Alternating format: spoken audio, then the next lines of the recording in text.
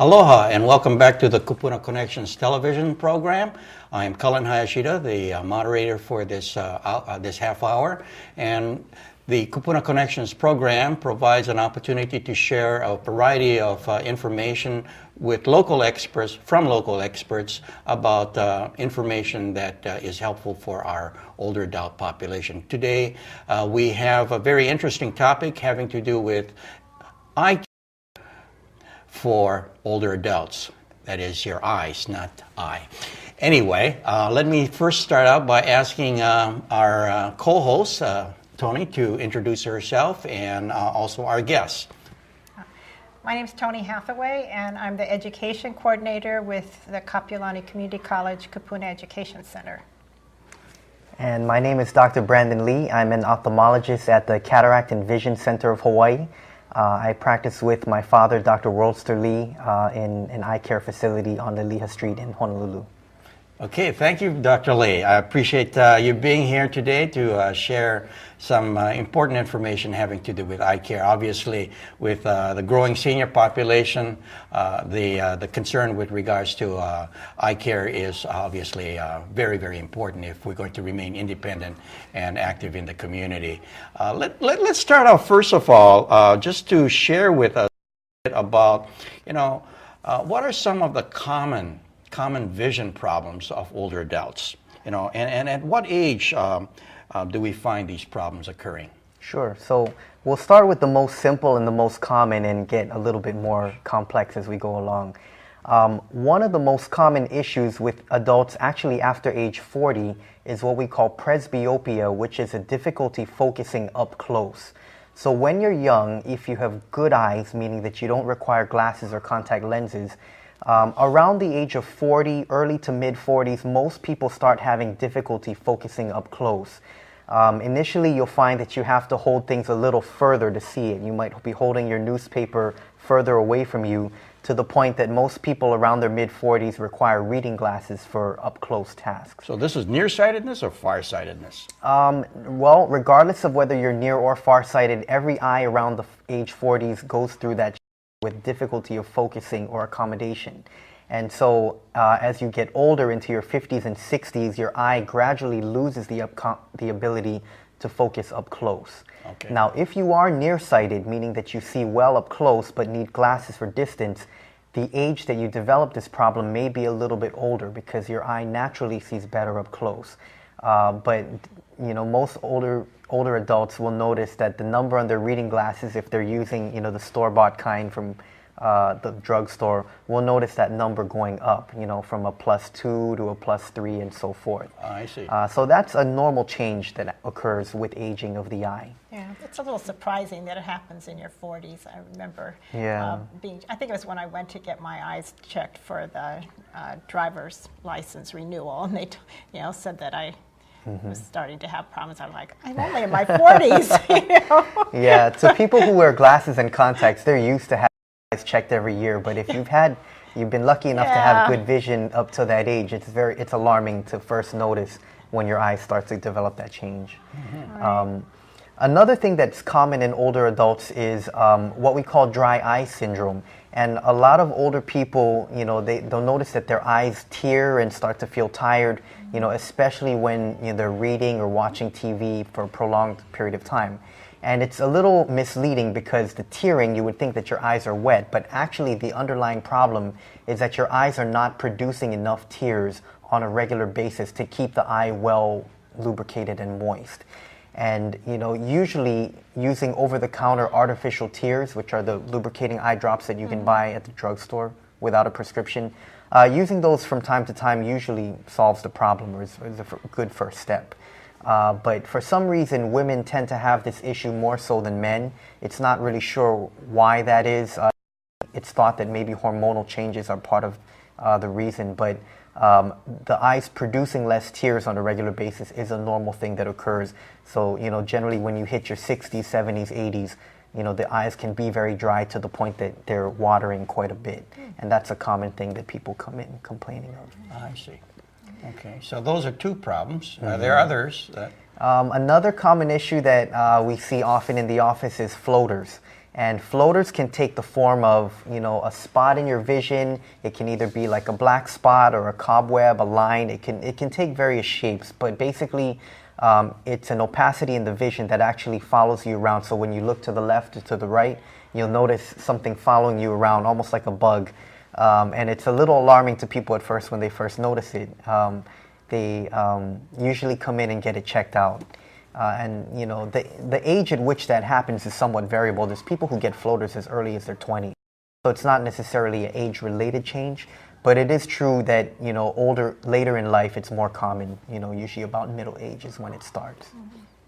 Well, I guess there are 3 kind of common diseases that we associate with the eyes and getting older, and that's cataracts and glaucoma and macular degeneration. So can you tell us a bit about what those are and how you treat them? Sure, absolutely. So cataracts is probably the most common eye condition affecting older adults.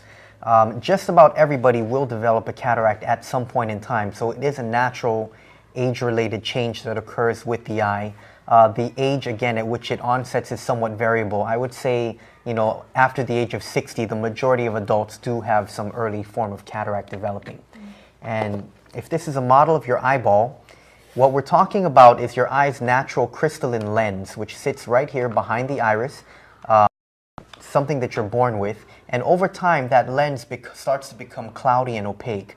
And when that happens, it can start to cause blurry vision or glare problems would be the 2 most common complaints with cataracts. When that happens, the procedure that we do, or cataract surgery, is a procedure where we actually remove the cloudy lens from the eye and we replace it with a clear artificial lens implant that will stay in your eye permanently. So it's a one-time procedure. Once you have a cataract removed with surgery, it doesn't ever come back. And so most that's good people, to know. Yeah. And as an added bonus, people who wear glasses often are less reliant on their glasses after cataract surgery. Usually you do still need glasses for certain tasks, but the surgery often has the added benefit of making you less reliant on glasses or contact lenses. So that's an added benefit of cataract surgery. So lots of people have that surgery done. Yes. It's actually the most common surgical procedure performed in the United States. And it's an outpatient procedure, meaning that you come in and you go home on the same day. The procedure has evolved to the point that it's actually quite quick. The average cataract surgery only takes about 20 minutes or so. Wow. So, yeah, it's a pretty. Well, that's actually kind of good news. Yeah, it scares people when they come in and they're told they have cataracts, but when they find out what's involved with the treatment, it's usually pretty straightforward, and the outcome is actually very rewarding, because when you think about it, there's very few types of surgery where you come in with a problem and as soon as a day to a week later you can see the instant result of it. That's great. Now how about glaucoma? Glaucoma is a little different. With glaucoma is a family of conditions that affects the optic nerve. So if we look at our eyeball again, you can put the lid back on it. The optic nerve is this cable that runs from your eye to the brain. So it sends a signal from your eye to the brain. So it's located here behind the eye. And glaucoma, with patients with glaucoma, the pressure within the eyeball is often too high in a way that it causes damage to the optic nerve. And the tricky thing about glaucoma is often there are no symptoms until it's at an advanced stage. So just like high blood pressure, or hypertension of, your body, when the pressure is high in the eye, often there's no symptoms. You can't really detect much of a change in your vision. The eye feels normal, and the only way to really pick it up is on a routine screening or an exam in an eye doctor's office. We can actually measure the pressure in the eye, but it's not something that you're aware of. And over time, if you let it go unchecked, the high pressure can actually damage the nerve to the point that you begin to lose vision. I see. So for that, you really do have to go see somebody, because there's no way of knowing. Yes. It's one of the reasons why we do recommend an annual check for, glaucoma is most common in people over age 50. You can get it, at a younger age, but it's less common. But it's like other eye conditions. The older you are, the more you are sort of at risk for developing glaucoma. Now, with cataract, you have a surgical procedure to correct the situation. With glaucoma?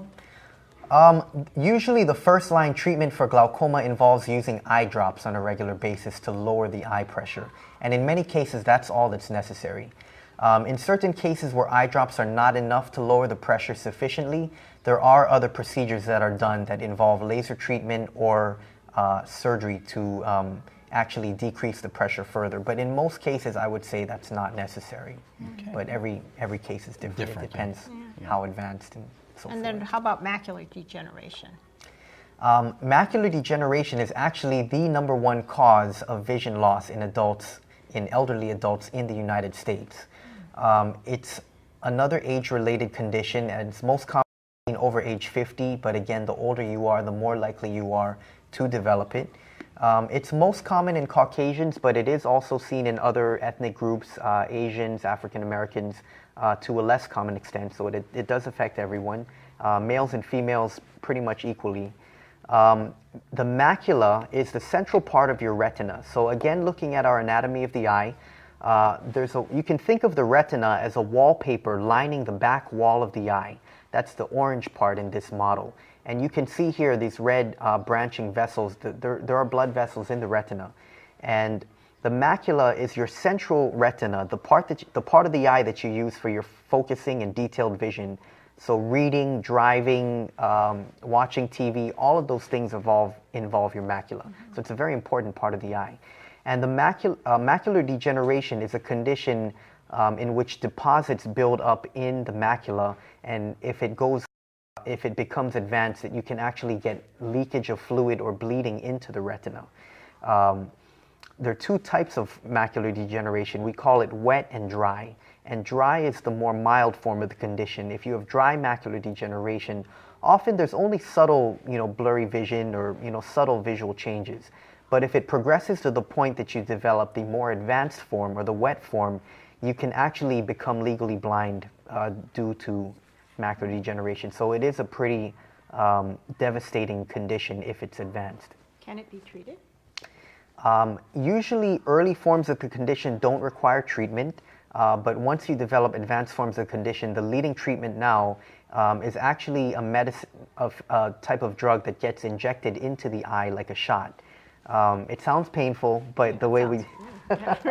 yeah, it does. It sounds terrifying, but to be honest, the way we do it in the clinic, we numb the eye, we prep. The patient actually doesn't feel anything when you inject the medicine into the eye. Yeah. I promise. Okay. Yeah, promise. I've done it hundreds of times. I've never had anyone leap out of the chair. But yeah, like I said, that type of treatment is reserved for advanced forms of the condition. It's amazing because the eye is already filled with fluid, which means that it's like a balloon that's maximum in terms of size, and then if you inject something else, isn't it getting bigger than it's supposed to be? That's a good question. The amount of medicine we inject into the eye is very minuscule. We're talking a fraction of a milliliter or a cc, so it's a tiny amount.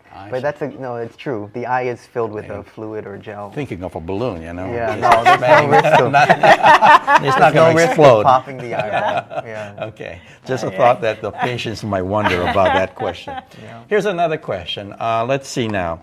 Why is it important to get regular eye examinations? It's a good question. Like I mentioned, most common issues affecting the eye, such as cataracts, glaucoma, macular degeneration, and even diabetic retinopathy, the diabetic damage to the eye.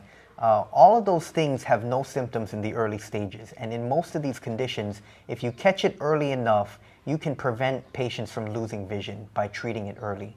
So that's why early detection is very important. And because most of the common eye conditions affect people over the age of 50, it's really recommended for everyone over age 50 to get an annual check once a year so we can screen, for these conditions and catch them early and treat them before it gets too advanced. So at least annually then for older adults? At least annually, okay. Yeah. If it needs to be more often than once a year, usually your eye doctor will tell you, I'd like to see you back in 6 months or 3 months or whatever the case may be. Okay. But assuming that everything is fine with your eyes, usually once a year is sufficient. Now we have people that are a little confused sometimes. We've got ophthalmologists, optometrists, opticians. Help us with this. Oh, okay. That's a common problem. Even my own friends, they say, oh, Brandon's an optometrist, and I just kind of subtly, well, they both start with O. They're both eye doctors. Right. Yeah. The main difference is that an ophthalmologist is a medical doctor of the eye. So ophthalmologists perform surgery, laser treatments, and procedures to treat medical conditions of the eye, as well as doing routine exams and things like that. Optometrists, they don't go to medical school, but they do go to a 4-year optometry school, and they do routine evaluations of the eye.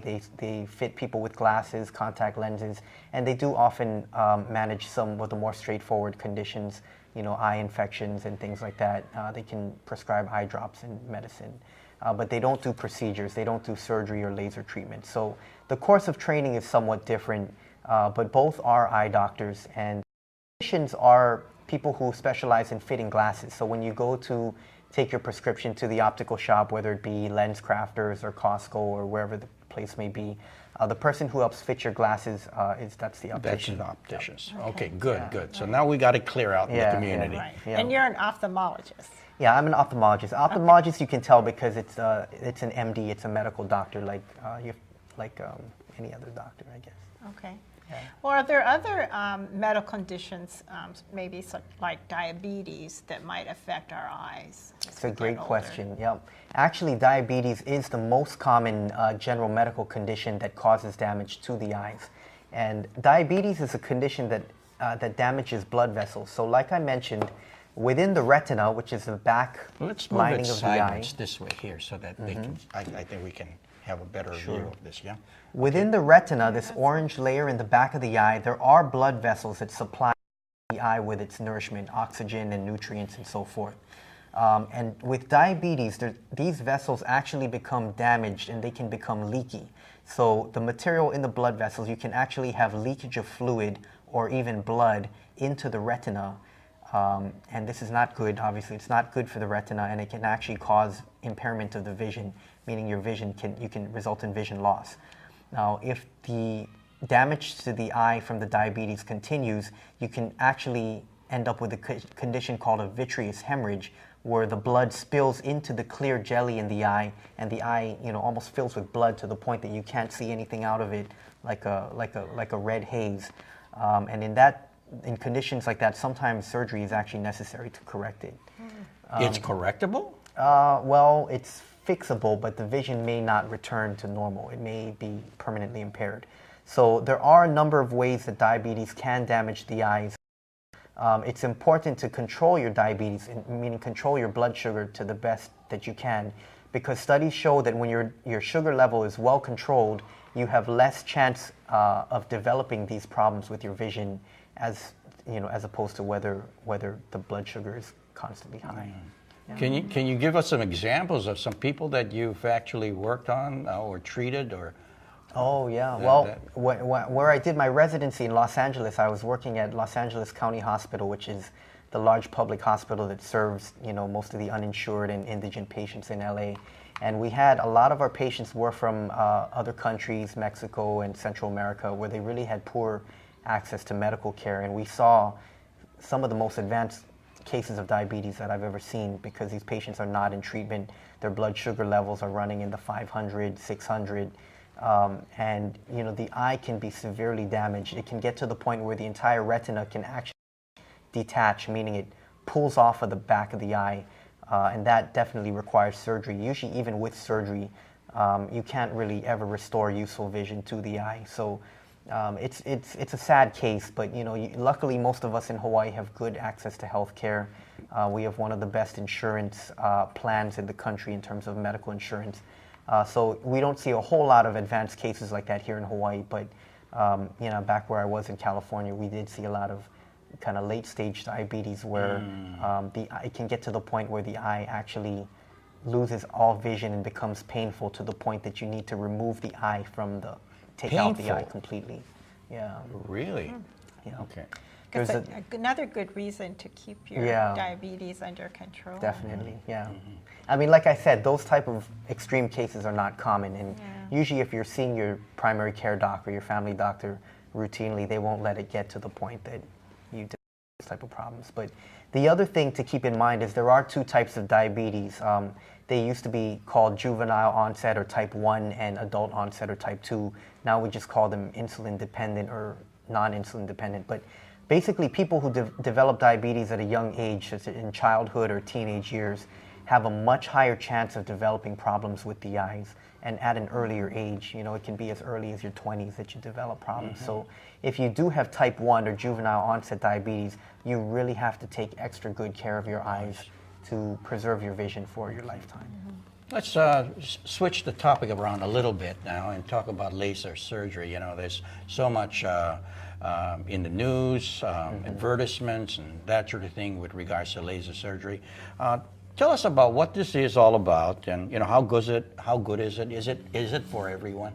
What do you It's say a good to- question. By laser surgery, I assume you mean LASIK, which is a LASIK. type of refractive surgery. right. It gets confusing because there's a lot of different procedures performed with a laser involving the eye. Okay. But what most people call laser corrective surgery, or LASIK, is a reshaping of the cornea to eliminate your need for glasses. So whether you're nearsighted, farsighted, or have astigmatism, usually LASIK is a way of reshaping the cornea to make you less dependent on glasses. What's most important to understand if you're considering LASIK is that your expectations have to be realistic. Like I mentioned earlier in the program, after the age of 40, your eyes are constantly shifting year to year. And so the effects of, if you have LASIK, you know, after the age of 40, say in your 50s or 60s, you probably will not end up becoming completely independent of glasses, because you still will need glasses for focusing up close. That condition called presbyopia that we talked about is not corrected by LASIK. So, you know, say you're very nearsighted and you have to hold things up here to see. After LASIK, you will see more clearly in the distance, but you'll still need glasses to see up close. And for that reason, I would say LASIK is not that commonly done on patients over, you know, middle age and older. Usually at that point, if you're starting to develop cataracts, that's a more useful way of restoring, you know, vision. There's actually premium lens implants that are used at the time of cataract surgery that can improve your vision for both close and far. It's pretty incredible because you can take a 75-year-old person who's had to wear reading glasses since she was age 45, and all of a sudden she can see everything. She can see far away. She can, you know, read a newspaper up close without glasses, and it's pretty amazing. That technology has only been kind of refined over the last few years. And so we're talking about the lens implant that we put in the eye at the time of the cataract surgery. That actually can correct, you know, your vision from both distance and near. Of course, it's not free. You do have to pay an additional fee usually to get that benefit, but a lot of people find that that's a worthwhile investment. I see. Yeah. Yeah, I wouldn't say that LASIK is not recommended. It's just you have to understand that the effects may not last as long as they would, say, if you were 25 and got LASIK. I see. I see. But there is this alternative that once you need cataract surgery, which many people do, that then you could have that special the lens put implant in. put in. Yeah, and just like LASIK, not everyone's a good candidate for LASIK, and likewise, not everybody's a good candidate for what we call the multifocal lens, or the lens that I was describing for the cataract surgery. But you know, when you have your consultation with your ophthalmologist, they'll let you know what they would recommend. Well, are there things that we can do to protect our eyes? Sure. Like, I guess one thing that comes to mind are sunglasses. Sure. So Hawaii, being as close as we are to the equator, we get a lot of sun. There's studies that actually show that having prolonged exposure to UV light or sunlight, whether it be at the beach, outdoors, or even, you know, people who do indoor tanning, and there's UV light from that, it actually accelerates your development of either cataracts, and it somewhat increases your risk for macular degeneration. And so it is recommended during peak sun hours, which is typically between 10 a.m. and 2 p.m., to wear dark glasses that have UV protection while you're outdoors in the sun. Another question I get commonly is, does nutrition help? Are there what about supplements? Yeah, vitamins and supplements. There are vitamins and supplements that are made for the eye. Most of these target people who have macular degeneration. So the common brands that you see at the drugstore, that like Ocuvite, Preservision, those are two of the common ones, eye caps. They're for people primarily who have certain types of macular degeneration. There is no evidence that those vitamins necessarily improve your vision or prevent you from developing macular degeneration or other eye conditions. So I don't think they're necessarily recommended for your average older adult. But for people who do have macular degeneration, those supplements are useful. About certain kind of vitamins that are appropriate or beneficial? Well, I would say that certain foods are actually eye healthy. It's shown that any food that's high in vitamin C, vitamin E, that would include citrus fruits like oranges, grapefruits, as well as green leafy vegetables like spinaches, and certain types of fish have been shown to be healthy for the eyes in terms of helping patients preventative towards macular degeneration and other eye conditions. So actually, those things are good for you. Good for you. Yeah. How about exercise? Does exercise it makes a lot of difference for many conditions as you age? Yeah. How about eyes? To be honest, exercise doesn't have too much of an impact on eye conditions. I mean, of course, it's good to stay active just for your own cardiovascular health and so forth, but I wouldn't say that exercise has a significant impact on the majority of eye conditions. You know, when I was growing up, this sounds a little bit ghoulish, but I remember I remember somebody in the family saying, "Well, you got to eat fish eyes." That I definitely can't speak for. Just thought I'd share that. Well, what about smoking? Does that affect your eyes? Smoking actually has been shown to increase your risk of developing certain eye conditions. Again, macular degeneration, thyroid eye conditions, and even dry eye. Smoking has been shown to increase your risk of those things or worsen the prognosis if you have them. So, you know, just the same reason why not smoking is good for your health and other reasons. It's a good idea for the eyes. Okay, so we've got just a little bit of time here. So how about one last tip for our viewers? They've heard a lot of good information, good suggestions. But if you had to leave one idea or one suggestion for our viewers, what would that be? Well, there is that saying, an ounce of prevention is worth a pound of cure. So like I was talking about before, the best thing you can do for your eyes, even if you have good vision and not having any problems, is to get your eyes checked once a year. And that way we can screen and stay on top of everything, making sure that you're not developing any eye conditions. If you are, we can treat you, we can diagnose it appropriately. And yeah, that's the best thing you can do. Encourage your loved ones, especially anyone over age 50, to get their eyes checked by either an optometrist or an ophthalmologist on an annual basis. Thank you very much, Dr. Lee. Oh, thank you for the opportunity. Yes, this has been wonderful, you know, and particularly with boomers that want to live, you know, and you know, engaging lives in their retirement years. Obviously, they can't do that without good eyes, and so this is all very important. So thank you very much again, and we appreciate you watching this program on Eye Care for Older Adults, and see you again next week. Aloha.